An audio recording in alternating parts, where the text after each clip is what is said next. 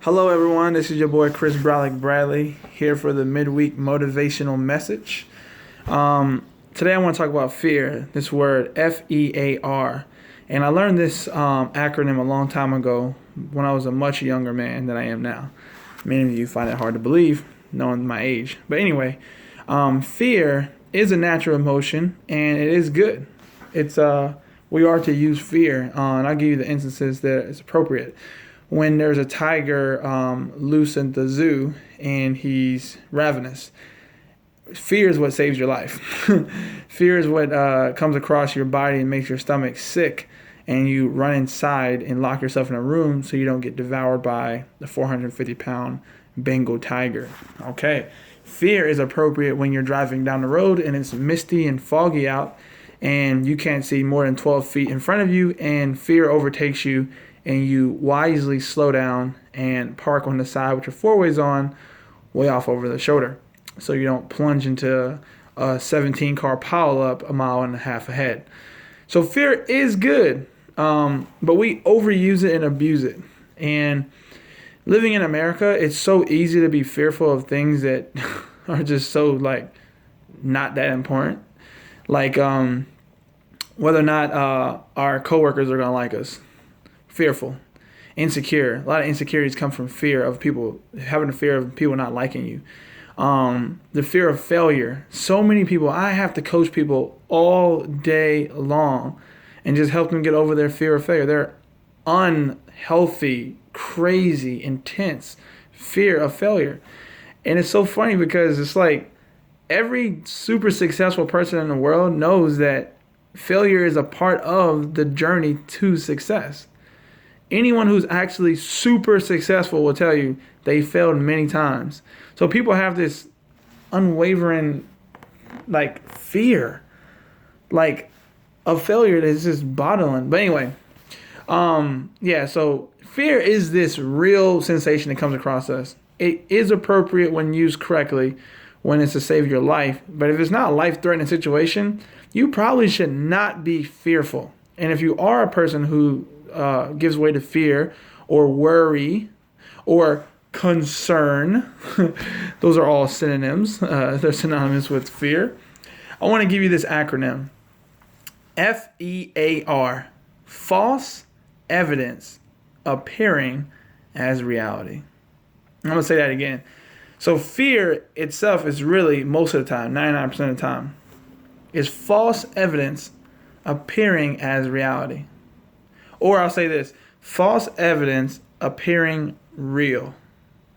So the reality is, it's fake. Your reality is not the truth. Your reality is just your opinion of the circumstances based off of your life sum that have led you to this place. In my sense, I used to call it psychological disrepair. So a lot of things that happen in our psyche and that happen to us when we're young affect our subconscious, that drives our conscious state when we give way to fear. So you have to understand a lot of things that you become fearful of, or you might not even know that you're actually fearful of, but a lot of things you worry about, a lot of the things that you overstress and super concerned with, they're not real. It's not even real. I mean, I know people who get fearful of potential problems that haven't even happened yet. Like everything's going well.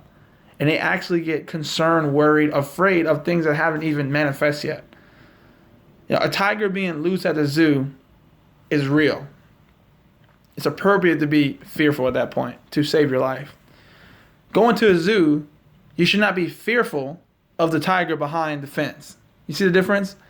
If you had young children, you would say, don't be afraid, they're behind the fence. You understand that. But why do we give way to fear in circumstances that are out of our control or haven't even happened yet? That is false evidence appearing as reality. And we let it overtake us and it cripples us. Fear is one of the, not worst, but one of the most causing emotions that we have, that we abuse and keep us from succeeding in life. So this is my motivation for you. This is my message. Think about all the times you've been fearful this past week, and think about the times you will become fearful, or the things you usually come fearful of. And I challenge you to write it down and to really give yourself an alternative. Give yourself an alternative path.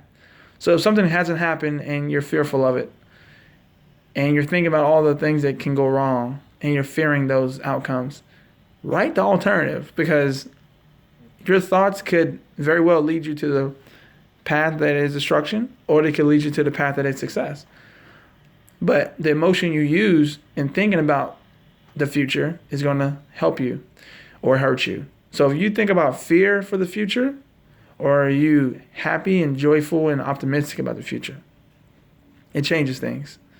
As a man thinketh, so it shall be. As a man feel it, so it shall be.